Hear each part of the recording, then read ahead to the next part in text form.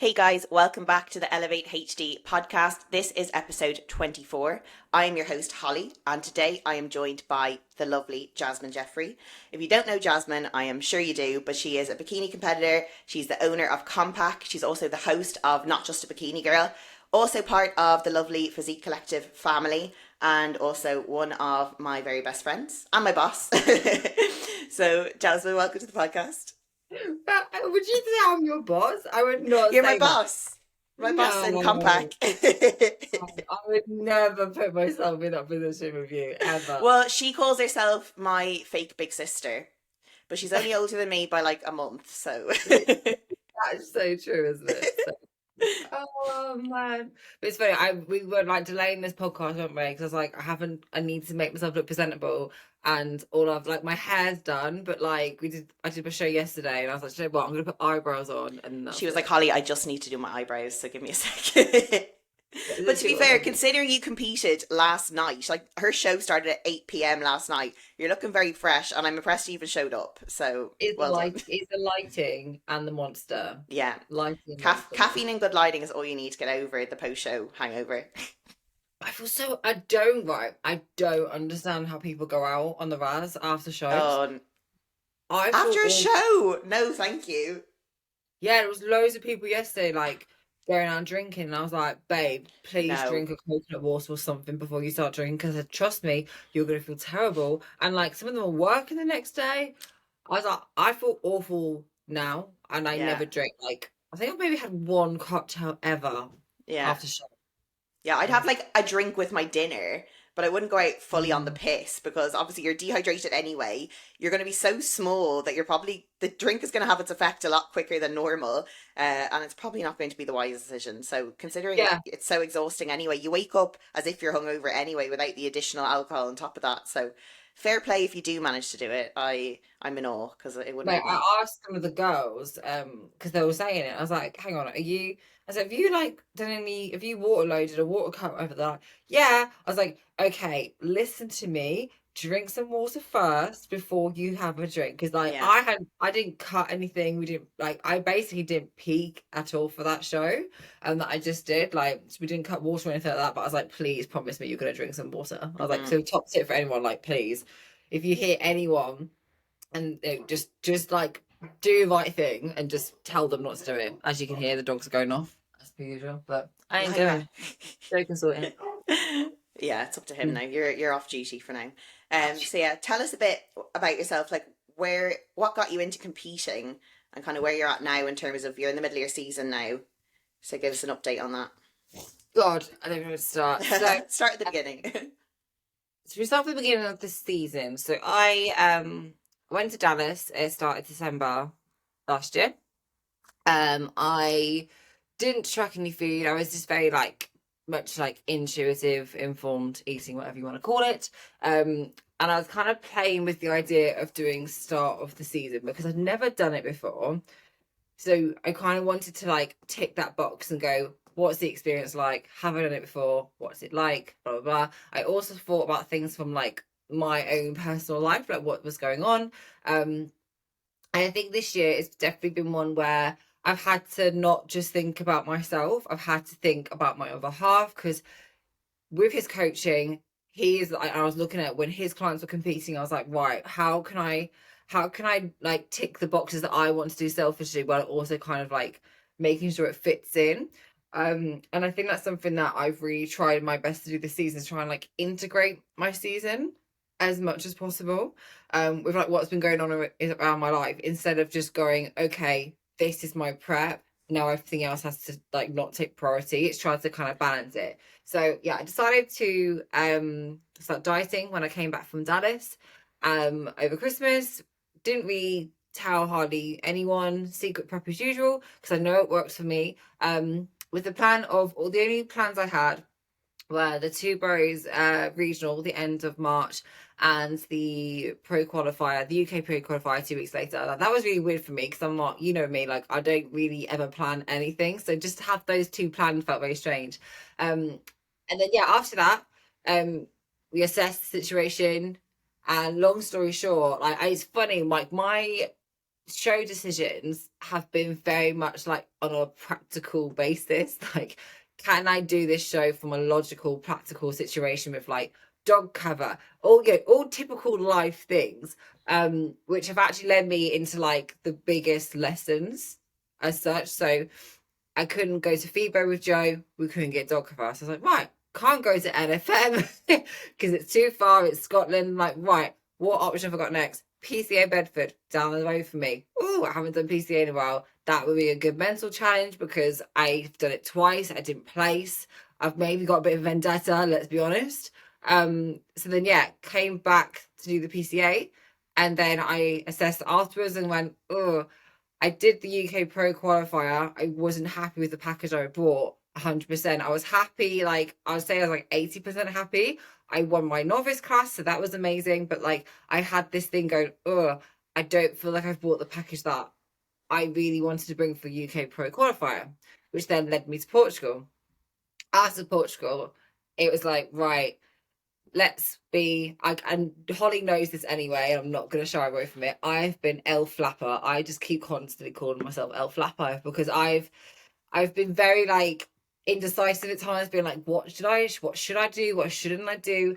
And I think after like from going from like what I call the fitness model side of the industry, going back into the bodybuilding side, which I think surprised quite a few people, and placing, doing relatively, like, I was really happy with how I've been doing.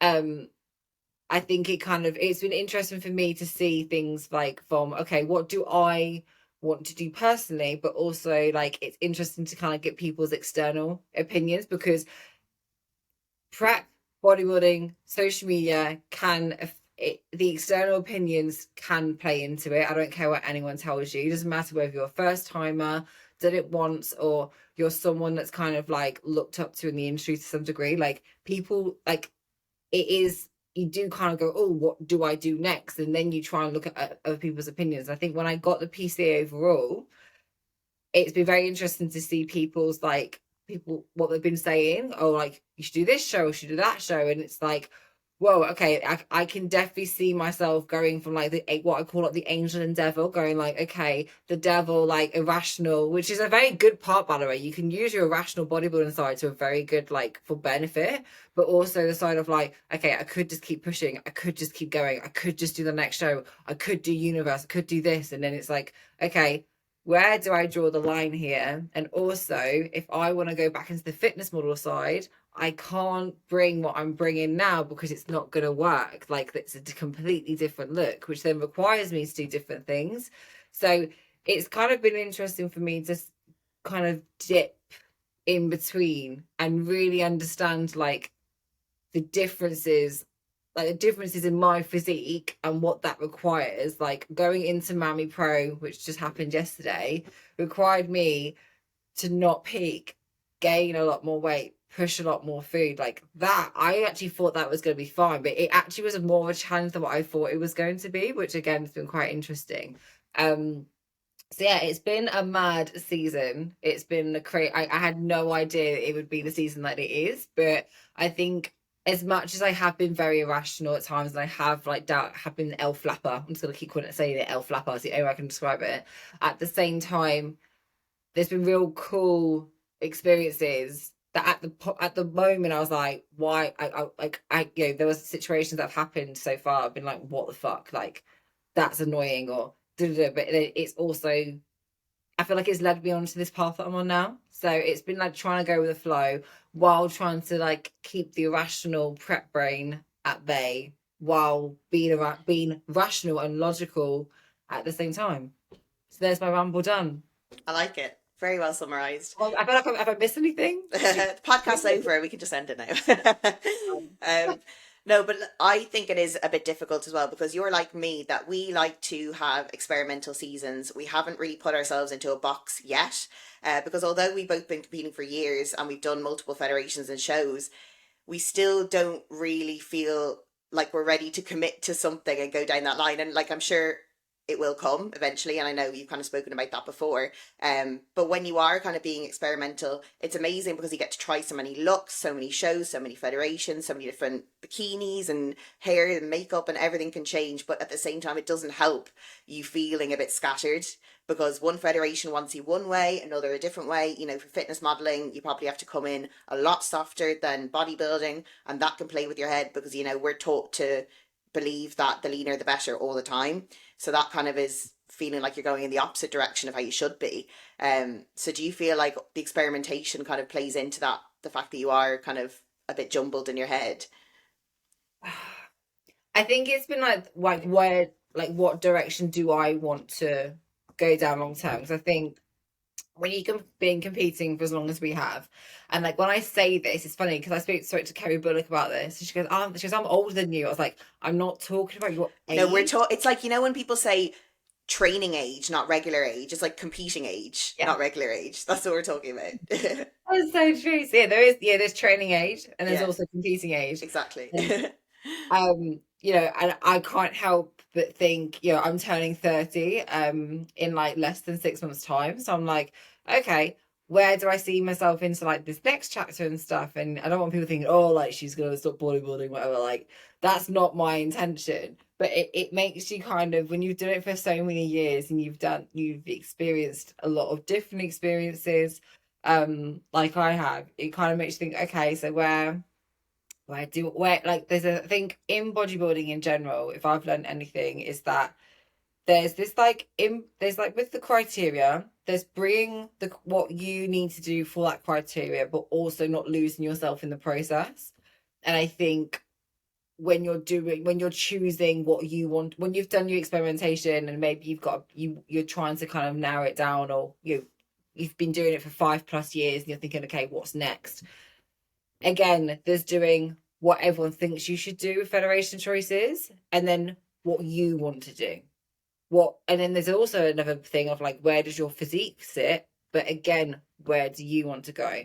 Because when I the comments that I had when I went into Two Bros, and they weren't negative, but I just found it fascinating because I've done Two Bros before, I've done PCA before, I've done NFM, FitX, GPA. You know, I've done many federations, but when I was at Two Bros, when I was doing both the Two Bros shows, everyone's like, oh, you know, good for you from coming from Purely. I was like, it was a very strange, like, thing to hear, because I was like, thanks. Like, it was this weird, like, elitist terminology that I found very uncomfortable and I didn't like, because there are so many people in this industry, and every single person belongs in this industry.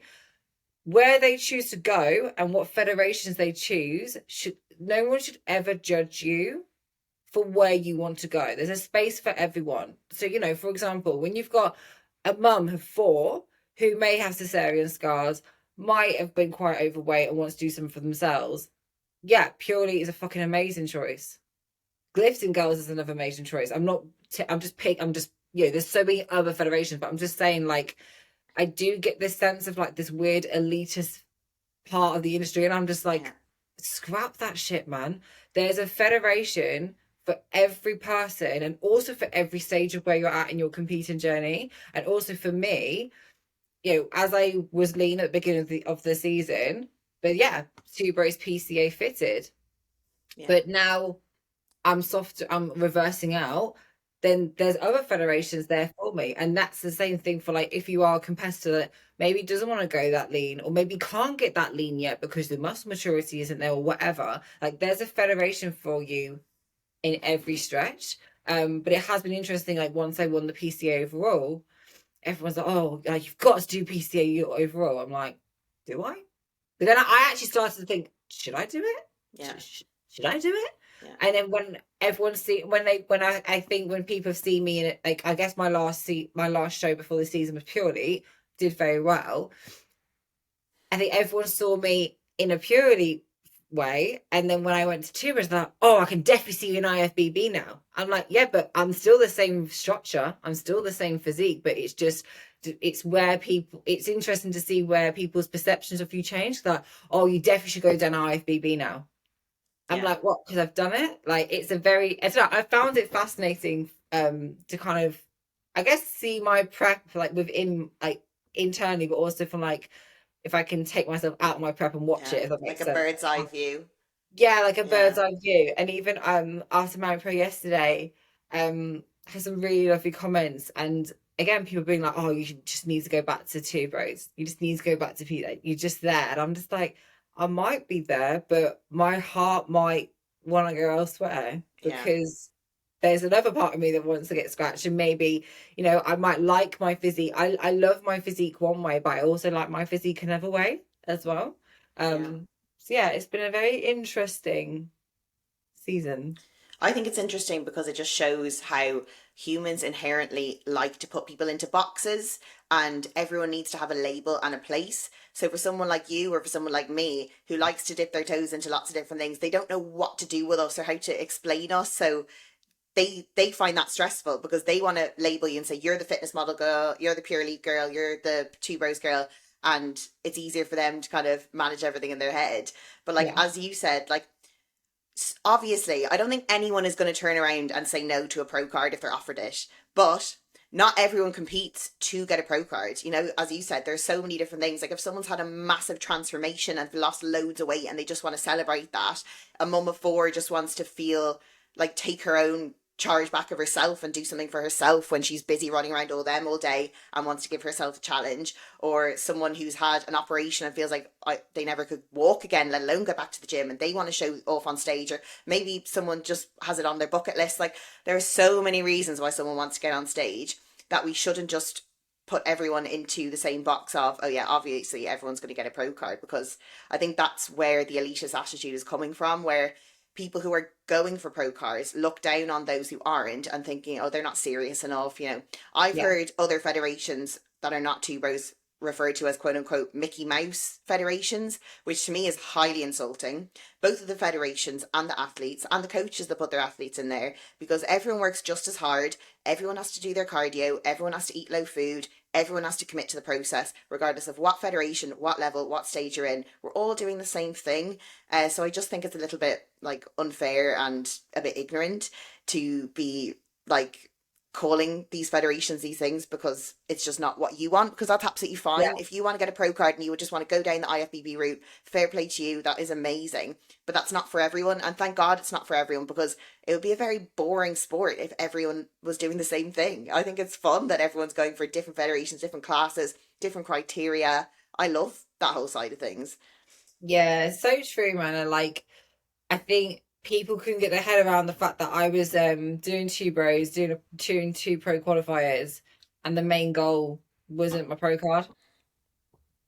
Yeah. People couldn't get it. Couldn't get their heads around it. I was like, there's other goals there, and the thing is, Yeah. there is like, you know, if you are someone that has got the structure, you've got the genetics, you know, if the cards are aligned, then 110% you should fucking go for two bros at NPC, IFBB, 100% tunnel vision, go down that route. But also from like a structure point of view, I know some people that, you know, probably did try two bros, are good, but then their physique is just PCA. You look at them and you go, that's PCA. You can't tell me otherwise. Do Yeah. you know what I mean? So yeah, it's been, I think it's also like when doing the posing for all the categories, it's very, and that's for me why I like the challenge of fitness model, is that you can't rely on your physique, because I know Yeah. my physique is not very strong. Like structurally, I can be beat. Do you know what I mean? I know I can be beaten on various elements, right? So when I like fitness model in that sense, is that it's, I've got other tools that I can use. So for me, like that's more exciting. Like they do take into consideration like your hair, your makeup, your look, your bikini, your pose, and your state. Like, I like that because that's just me. Like that doesn't have to be everyone else. But I think yeah, it's kind of figuring out like where do you like to sit, but don't feel like you're stuck there. And also there's something as well that like I haven't really said much about, but I probably will rant at some point, is this again, I think it's this elitist side with coaches. There are some coaches that I feel like are pushing, they're they're doing it for their own gain, and I don't agree with it, and I don't like it, because again, you're saying you're there for the athlete, you're not, because you're putting someone off from going for a federation because it's not going to look good for you, which I think again is so I can't tell you how angry that makes me, because it's like, I love the fact that I can say to Joe whatever the hell I want to go and do. He's like, yeah, cool, okay, and off we trot. Like, there's no, oh, you shouldn't do that, oh, you should do this one. And I've seen it where other coaches are literally, whether they're doing it directly or indirectly, they're pushing certain clients into certain shows. Or I'll only take clients on that will do this type of federation, or I don't do bodybuilding shows. Oh no, I don't look at the other feds. It's like, do what your athlete wants to do. And sometimes, like, and I've spoke about this in my 2021 prep, a big reason why I chose the federations that I chose, being totally honest, because I had come from a bad post-show experience. So I personally didn't know if I was able to get down to that level of leanness again. And I didn't know how our body was going to respond. I didn't know how I was going to be. So, like, I already had PCA 2 bros kind of off my radar, because I was not willing to put myself back there just in case. And I thought, you know what? I don't think I want to be that lean right now either. Like, it just wasn't, it just, it was trying to put a circle in a square box.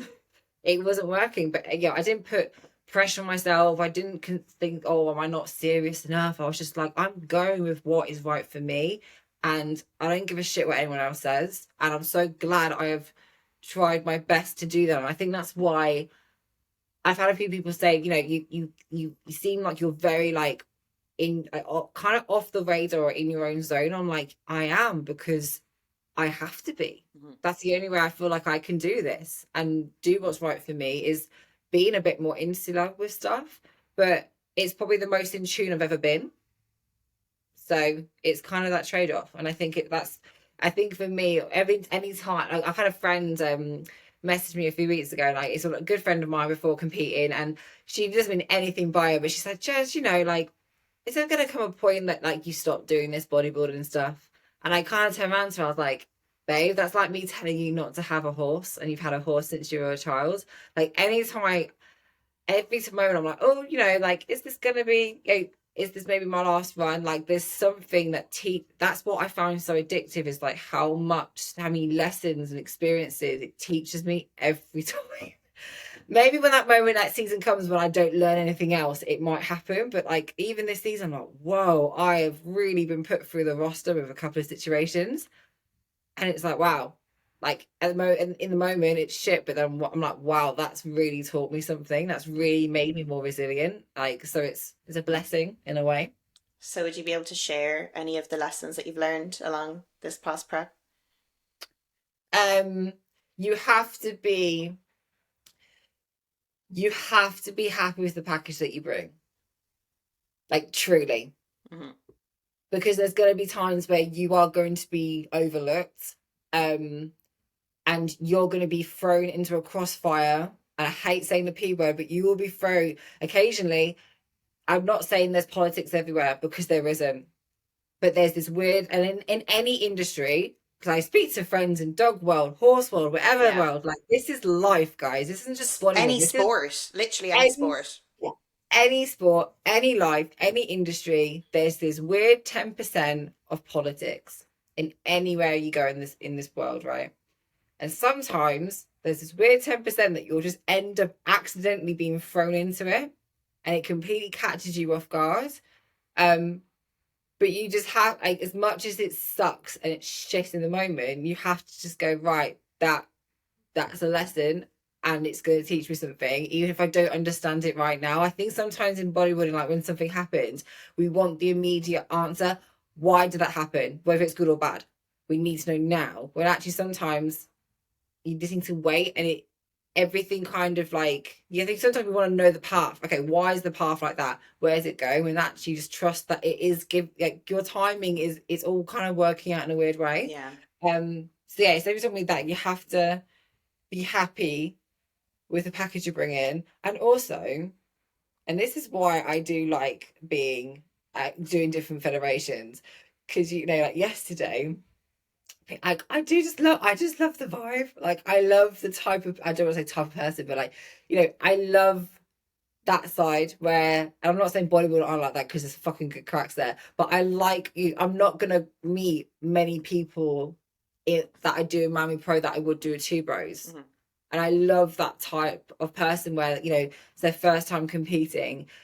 Yeah, they are a mum of three. They've just gone through a really bad divorce and they just want to do something for them. Like, I love those stories. I love hearing about it. I love connecting with it because it's like, God, that's fucking cool. Mm. Really bloody cool. Yeah. So yeah, it's been good fun. It's been good fun. Yeah, it's very interesting. And kind of what you said is like you have to be happy with the look you present on stage because you cannot associate your success with the placing. Like you should really associate the success with the look you presented that day, the physique you brought, and if you're happy for that, and if that is your best. Because as you said, judging is so subjective. There may be or may not be politics involved.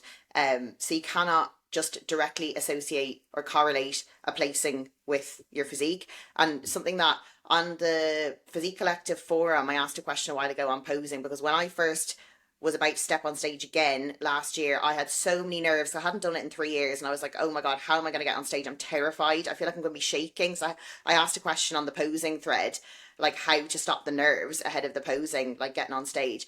And Ryan Brambleby replied to it and he said like the way he sees it is that when he stands on stage, he is presenting a work of art or like a piece that he's created and not himself. So he's kind of dissociated himself and his personality from what he's presenting on stage. And then he said, then regardless of what the judging thinks, it's not me they're judging, it's what I presented to them. And if my artwork isn't quite good enough yet, that's not a reflection of me as a person. That's just, I need to get to work and become a better artist. And I just think that's a really good analogy. It's cool, isn't it? I like it too. That. Yeah. The other thing as well, so I did Miami Pro yesterday. And so 5 years ago I did Miss Model and I did bikini amateur classes. I didn't place in bikini and I got a third in Miss Model, which qualified me with my pro status. I then went back yesterday. I did Miss Model, bikini and fitness model purely in 2021. So yeah, let me go. So yeah, that's what I did in Miami Pro 2018. 2021, I did purely I got third in international model amateur, didn't place in pro. I then got fifth in fitness model, didn't do fitness model pro for that one. I placed first in bikini tall for purely in the amateur class. I then won the pro bikini class. So that's 2018, 2021. I then do Miami Pro in 2023. Fifth in Miss Model Pro. Fourth in Pro Bikini. Second in Pro Fitness Model. So it's interesting for me to see how my physique is kind of like slowly, it's going up and down the ranks. Yeah, which I fluctuating. Yeah. Yeah, it's fluctuating, but it's very interesting because I did get a few people going like, whoa, like what's going on? Like, why did you place fourth in bikini? And like the first thing, you saw it in the group chat, like the first thing I said was like, it was a fair call to put me fourth in that pro bikini because my physique from 2021 to 2023, like I have gained more muscle. I am more leaner. I'm more conditioned than all the rest of them. And I think when I have done judging as well, like I could see why, you know, and people can't get their head around bikini. Like bikini is a subjective word in bodybuilding. It's so different across all the federations. So bikini in PCA, yeah, probably fit that pretty much spot on. PCA in Two Bros, NPC, yeah, I'm pretty much there as well. Bikini in fitness model side where I'm at right now, yeah, I'm pushing past it. And the reason, like, I was trying to, I kind of explained to people, especially on DMs this morning, I was like, if you put me first in pro bikini in that Miami Pro class, when you look at the rest of the girls, bikini is meant to be an entry category for people that have been training for a couple of years, maybe less. I've been training for, like, my competing age and my training age is coming up to maybe 10 years now. So it makes no logical sense realistically for me to be placing first in an entry level. Do you know what I mean? So it's kind of I've found that very interesting kind of dynamic to see, especially with the fitness model side, where over the years I have actually it shows my muscularity has been creeping up and up and up in fitness model, which I've I found very, very interesting, and I do believe that was the right call. But it just shows that I was so happy. I loved it. Was such a cool look to bring for Miami Pro, full bit more of the leaner side. I'm like sick. I was so glad I did that show to dip myself back in as well. But yeah, some people I think they just assume, because you've maybe because you did PCA and you got the overall, then that just nothing automatically qualifies you for anything. Yes, that qualifies me for PCA finals. Yes, I know that, but it doesn't qualify you for the next show. You are at a fresh slate, and if you can't just assume. And I've seen that a lot lately, where there is this just assumption, and it's happened years before as well, but when I've tanned and seen it, or been backstage at shows, but there's just this assumption that when you place well at one place, then that automatically qualifies you to place better somewhere else. I'm like, no. Yeah. Not how it goes. No, it's not translational across different federations, and that's why there are different federations, because they look for different things. But going back to what you said, I think the fact that you came forth in bikini probably just shows that the judging was quite thought out, because they could have easily have seen that lineup and said, she's the leanest, she's the biggest, give it to her, which is sometimes how we feel bikini is judged when it shouldn't be, because it is all about the look, it's about the balance, proportions, all that kind of stuff. It's not about who's the leanest and biggest. So if they were to give it to you, other people would have been like, well, they're clearly just picking the girl that stands out, not the one that fits the criteria. So I like that. But also another perspective is, in terms of the fitness modeling, a decent proportion of the marks go for marketability or commercial aspect.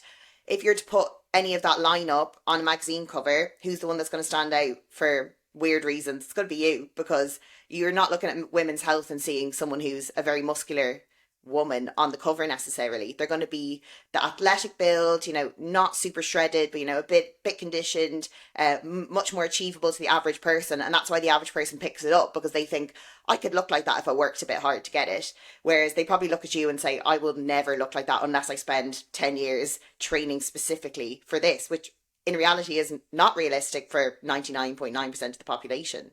Yeah, they probably get there in maybe 3 years, because I've learned I've just made so many fucking mistakes. It's fine. It's fine. No. Yeah, it's it was an interesting one. And Joey's this is why Joey's just funny being my husband and my coach, because he's so black and white. And then he said to me, Jazz, they're either gonna look at you and go, wow, okay, yeah. He said, or you're gonna flop, because you're gonna stand out. Always has a way with words, that man. It's funny, right? I said that to people backstage. They're like, whoa, your husband said that. I was like, yeah, but it's fucking fair. Yeah. I was like, it's a fair comment. But yeah, I say we reversed out for Miami Pro. Still, because I was thinking, would I be fitness model? Would I be bikini? Whatever. And I do think if I came a bit more softer, then I would probably fit more the bikini criteria. But yeah, I could see, and this is why I'm so happy I've done judging and I've done all the experience that I've done, because it gives me that extra level of understanding and knowledge, which I don't think other people maybe not have, because they haven't maybe done all the federations, or the years or whatever. But yeah, it was really cool yesterday to go back into fitness fashion. I've missed it. Yeah, you're calling. Yeah, but also you touching on the judging thing, I think from your perspective then you can see, because you've been on the other side of the table, that it's not personal. It's nothing to do with who you are as a person, whether they like you, whether they don't like you. It's all about what you're presenting to me. Does it fit the criteria? Yes. Okay, good. If not, okay, you need to work on that. But it's nothing to do with who you are as a person. It's not necessarily to do with how much muscle you have or how lean you are. It's a combination of everything.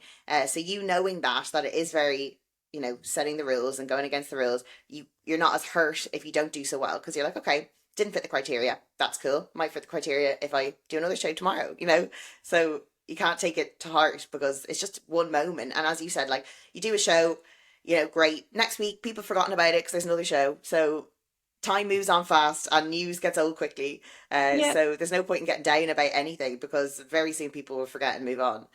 That's true. It's very, very true. Yeah. So one thing that has stuck out to me this prep is that you've said a few times, you're very passionate about that there is a different way to do this, because I think we are inundated on Instagram with people who say you must follow a meal plan, you can't have sweetener, you can't have diet hacks, you have to be suffering, you have to be hardcore and XYZ, and it's all very much like a template of every bodybuilder and bikini girl must follow this route. But in your experience, you have found that that's not necessarily the only way to do it. And I tend to agree with you as well, because I think the more strict and restrictive you are, I think the less longevity you'll have in the sport, and I think you'll burn out a lot sooner. And I think that is a testament to why we've been in the sport for so long, because both of us are of the mind that we don't have to do it how everyone does it. We can find our own way. So do you want to go into a little bit what you mean by that and how you have kind of done things differently? Yeah. I hate being that person. Like, I feel like I'm a bit peeing myself. And I was going to go, yes, Jazz, we know you had a bad post show. And Do you know I had a bad post show? But like, don't worry, I've talked about my bad post show loads of times, so it's fine. But I do, it sounds silly, like, when I do like to remind people of certain situations. And like, when people go, oh, you've done amazing. I'm like, yeah, but I have flunked shows. Like, I like to remind people of like, it's not all this high flying, everything's amazing, everything's always been great, because there hasn't been for me, there hasn't been for you. So I think that's why I kind of like, I don't want to be that negative person, but I always want to remind people, yes, there's been those highs, but there's also been these lows as well. So after that bad push, I had to figure out, okay, I love this sport, but what I've just done, I never want to go further again. I can't. I'm not willing to do it, because it broke me. It really did break me hard. It took me a long time to process. So maybe kind of go very internal and go, right, I need to figure out a new formula for me, because whatever I've been trying to do, I don't know who's told me or what's influenced me, but I need to figure out where that's come from and if I'm going to do this, how am I going to do it again? Because that did not work. However, my husband is very, very opposite to me. So it's very hard, because I think sometimes when you are with a partner, you kind of can, whether you mean it or not, like you kind of, what's the word I'm trying to say, Holly? You maybe like, you feel like you have to do the same way, or like be influenced by them. Is that the right word? Like emulate? Yeah, probably like emulate them. Whereas I like tried that and I was like, can't do this. I just thought, well, maybe I'm just not a bodybuilder. Maybe I'm just can't. Maybe I'm just not a serious bodybuilder. Oh, I don't fucking know. But I have kind of held back, because I have been feared of being judged, I'll be honest. I weren't sure whether my weird thought process were actually like, I just didn't know whether it was just like a phase or whether they were even right or correct. So I felt like I had to really like test it on myself first before talking about it, because I didn't want to put something out there and it doesn't actually work. But I found that it does work.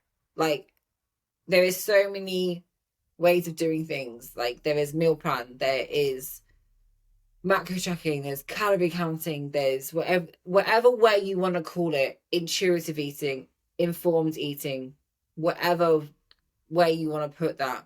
I have used being honest, I've used every single one throughout this whole prep.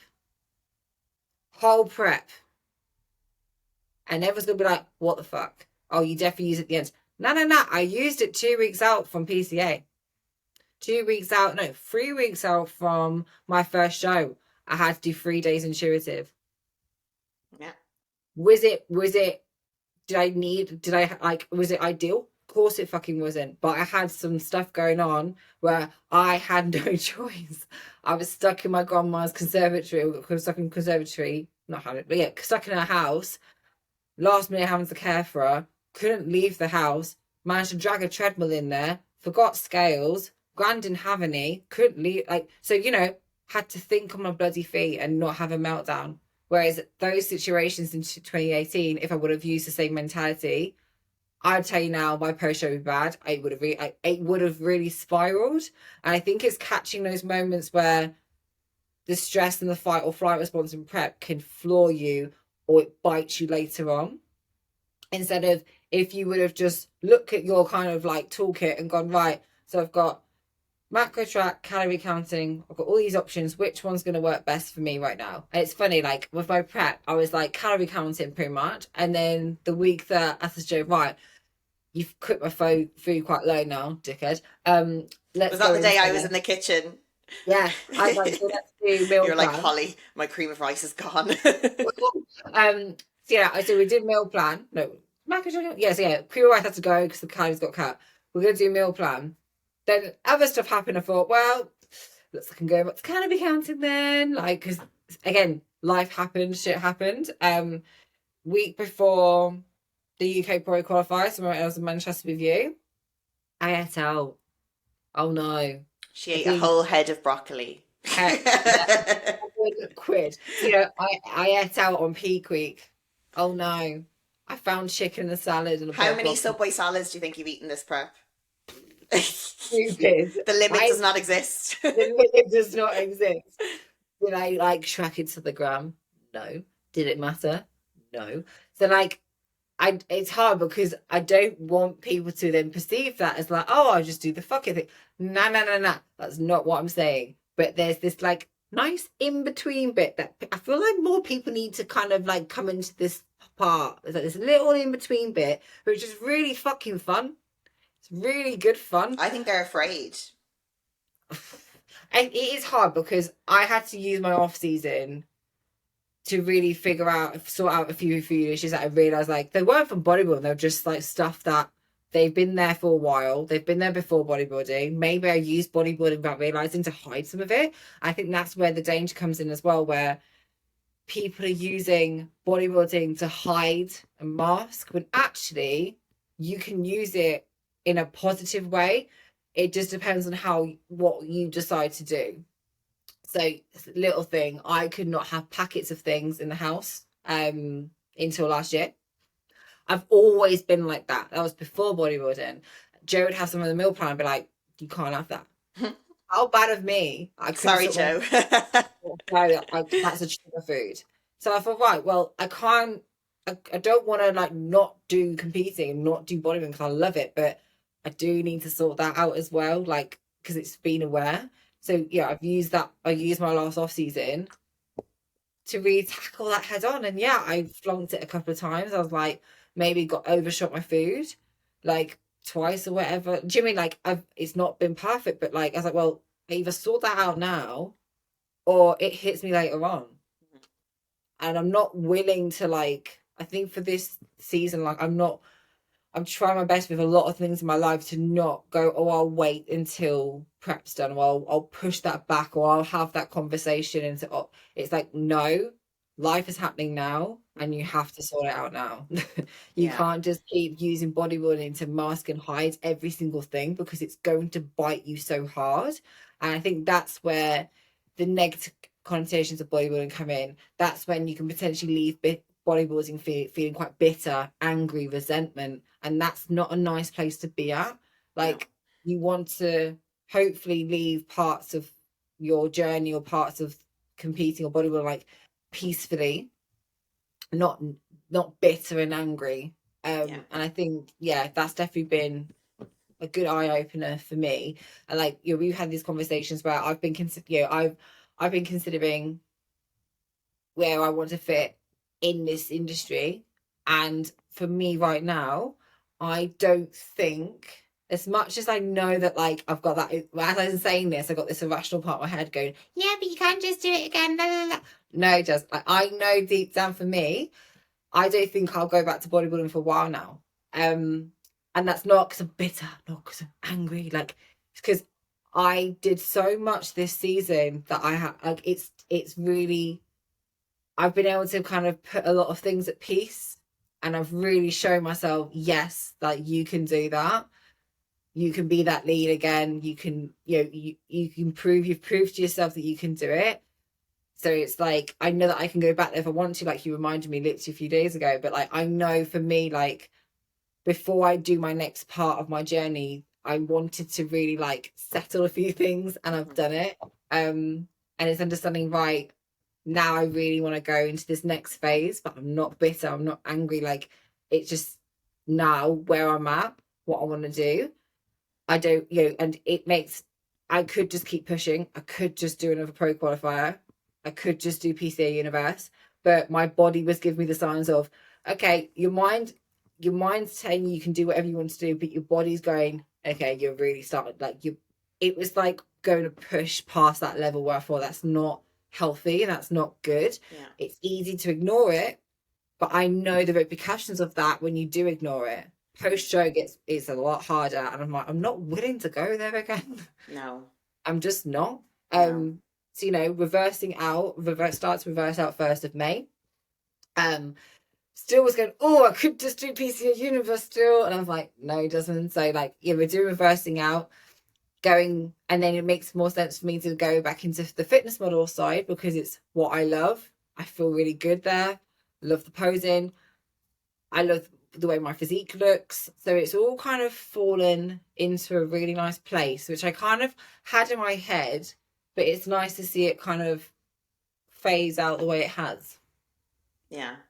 I think, sorry, that was a massive essay. No, it's fine. But I agree. I think it's hard, especially when you're in the middle of prep, as I said to you the other day, like you do get FOMO, especially at this time of the year when there's a show every single weekend and you're stage lean and you're not doing a show every single weekend. So it's hard not to feel, I could have done that show, or this girl placed here and maybe I would have placed above her this time. And you're just like calculating all these what ifs in your head. And as I spoke to Mel about this yesterday, and she said as well, because it's not the end of the year either, you could compete indefinitely the whole year. Whereas when you compete at the back end of the year, Christmas stops you because there's no shows. So you have to stop. Whereas you could keep going all year long. Like, what's stopping you from keeping going? You have to just take that moment and say, right, is this still serving me? Is there still a purpose to this? Or is this being detrimental now where I'm impacting my health? I'm not looking any better. I'm getting tired. I'm getting depleted. Like, I'm not filling out like I used to, and I need to call it here. But it's very hard to call it when there's still shows going on every single week, because I'm the same. I get, even in off season, I get FOMO.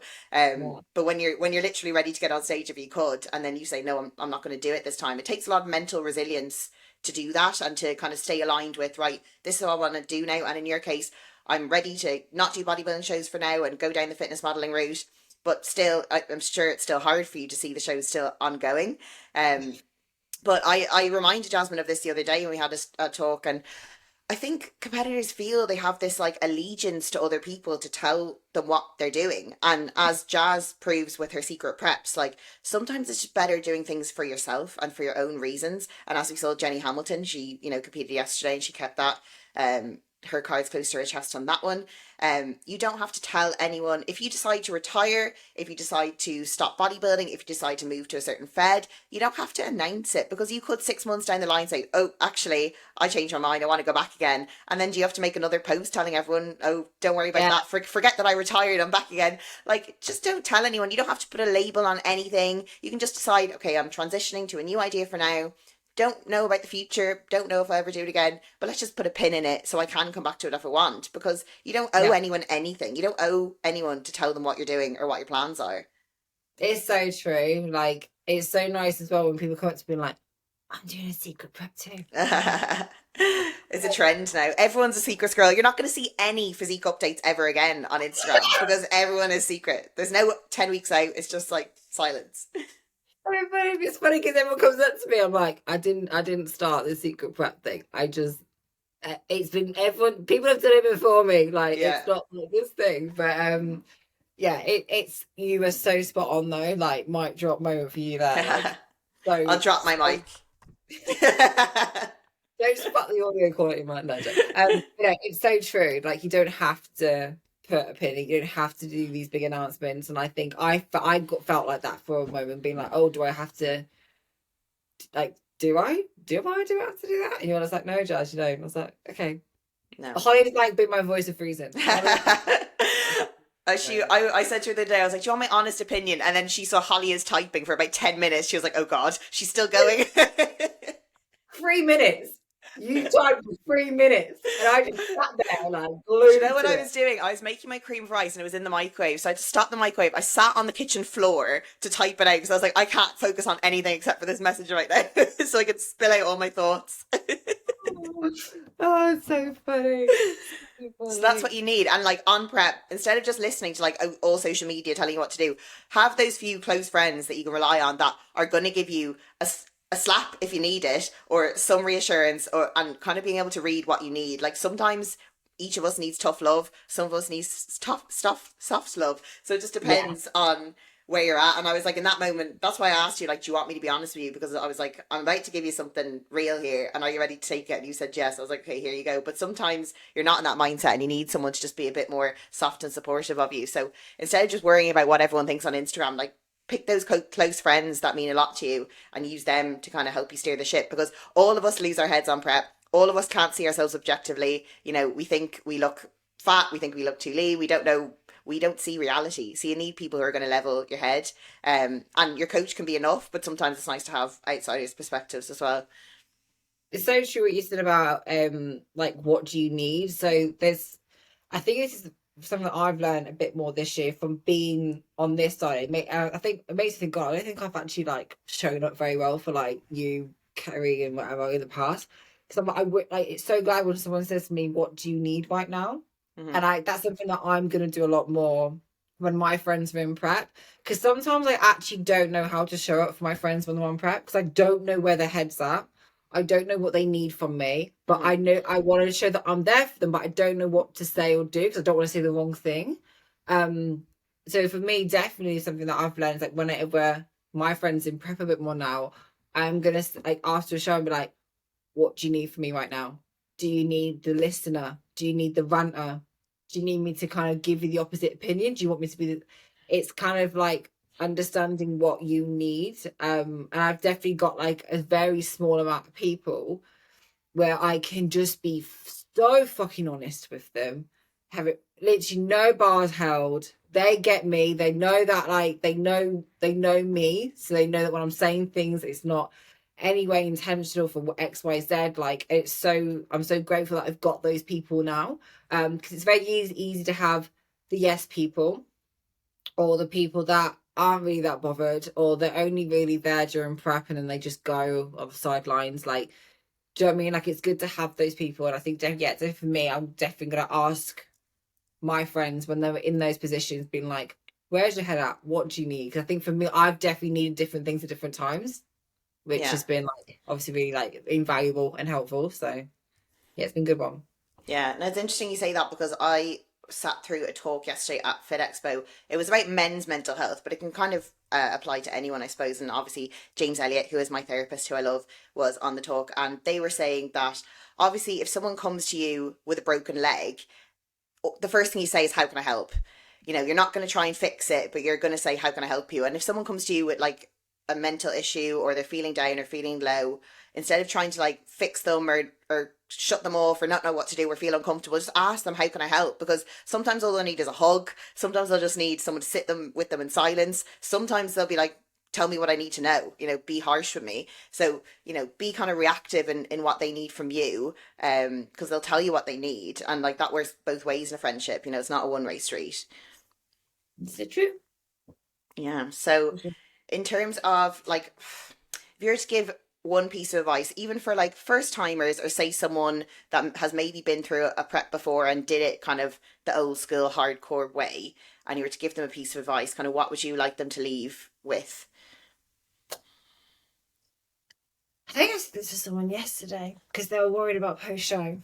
Um, I think you have to find your own formula, and no one can tell you what that is. They can tell you what it think it should be from their own experience, but at the same time, like I think it's finding out what your formula is, and that sometimes requires being a bit uncomfortable, taking a couple of risks, or feeling like this is a scary time, but like you've got to figure out your own formula and what that is, and that is very different for each person. Mm-hmm. So I'd say that's probably the biggest thing. Yeah, definitely. Mel and I touched on that on the podcast as well, is that like post show is different for everyone and we're all going to have our own challenges, and you're not going to necessarily know what they're going to be until it happens, and no two post shows are ever going to be the same. So while you can learn from the previous one, it doesn't necessarily mean that you're going to have it all handled by the next one. And even us, you know, we're seasoned competitors. We're still having struggles in our off season, but I think the important, or in our post show slash off season, the important thing that we're aware of is that we can communicate to each other and know that we're not alone. Like anything you are going through in post show, someone has probably experienced it before. See, there's no point in kind of hiding away or being embarrassed, because we're all human. We all slip up. When you don't have a goal, it's hard to stick to something like that. And I think to be aware, and as we touched on before, like your off season, like if you are that person who tends to kind of take interest in people when they're on prep, because yes, I know it's exciting, I know it's sparkly, it's glamorous, it's cool, do not just lose contact with them in the off season because it's boring, because every week's the same, every day's the same, and they're not seeing changes, they're not sparkly, they're not glam, you know, they're usually in sweats in the gym. Like, they're still the same human. Literally nothing has changed except their body fat percentage, and that's pretty boring to me, to be honest. There's so much else that that person has in their character and personality and what they can provide to you and what you can provide to them, that for you to just kind of drop off just because they're not on prep, it just shows that you don't have that appreciation for that person for who they are, and not for what they do as a competitor. We are both very passionate about that, because, you know, your friends in off season are your real friends, in my opinion. 100%. Yeah. 100%. And we've both gone through things like that, where we feel, oh, that person was around and now I finished my shows and haven't heard from them in a few months. So just if you feel like you are that person here, that's your reminder to check in with your off-season friends, make sure they're okay, ask them to go for a coffee, ask them to train with you, do something nice, because we all know we all go through our own body image struggles in off-season. So it is nice to have others reach out to you and make sure that you're doing okay and that they're doing okay. Yeah, do you know what? I think definitely when I had my 3-year off season, but yeah, I definitely learned who my mates were. Who stuck by you and who didn't. Yeah. She couldn't get rid of me, though. You will never get rid of me. She's like, Holly, would you please go away? You just like give back your housekeeping. It's been a long time and you're still here. It's good though. So I definitely should do more, like, it's nice to do this sort of chat like the day after show. I feel like I've just do you know what, that would be good for the Physique Collective podcast, do post show debrief and just kind of run through it all. We kind of did it for Ben Weeder, we did you and other athletes as well, but it is cool to like debrief yourself, wrap it up, have a summary, and other people are always interested in hearing how things go anyway, so it's a content idea for you. That's very true. Also, you need to start recording the visuals on your Not Just a Bikini Girl, because I love watching them on YouTube. I think you should start doing it. I know that means you have to do your eyebrows when you need to do my hair. And my hair. Just put in a ponytail. I haven't done my hair today. It's just second day hair. So actually third day hair. To be fair, this line's quite good up here. Yeah. Do you know what? Did you see my ring light that I got that you can put on your laptop? That's cute. It's cute, isn't it? And you can put it on your phone. I need to sort that. You need to get set up. Like guys, I hope you appreciate how much the podcast has leveled up since I started, because I used to do it on Zoom with no mic, no headphones, no nothing, and now we're on Riverside. I've got the mic, got the headphones. We're getting there. Eventually, I will learn how to. Yeah, I'm showing you up, and you've got a podcast much longer than me, so get on it. Except I just stole Joe's podcast headphones because he was giving them away in the group chat. So. Oh, for God's sake. Because these ones were only like £20. It's like, I need to level up on that too. So no one else wanted them, so had to claim them. Oh god. Yeah, it's good today, mate. Yeah, I hope everyone's enjoyed it. Yeah, I hope you guys enjoyed it. I thought it was a little bit different because I know, like, obviously Jazz is the queen of KOMPAK and she knows everything about shoes and jewellery and everything. And there's plenty of resources, including the KOMPAK website and the blogs, and the Instagram, of course, for that kind of stuff. But we thought it would be a nice way to do like a different approach and a different insight from our perspective. So I hope you enjoyed. Jasmin, where can people find you if they want to get in touch? Aldi. The coffee shop, Aldi, or my dogs. B&M. Fucking love B&M, man. No, oh god, where am I? So Jasmin Jeffery on personal, Not Just Bikini Girl, and KOMPAK Women as well. So yeah. Anyway. Perfect. Well, thank you very much for joining me. I really appreciate it. And we did have a very good discussion. So if you guys tuned in and you did enjoy the podcast, make sure you take a screenshot, put it on your story, tag us. I'm at Holly_Physique Collective and at Jasmin Julia Jeffery and at KOMPAK Women if you want. We would really appreciate it. Thank you guys so much for listening. And of course, anytime you have any suggestions for topics, guests, anything at all, I'm all ears. Just slide into my DMs. I would happily take you up on that. And yeah, thank you so much for listening. I will speak to you soon. Bye.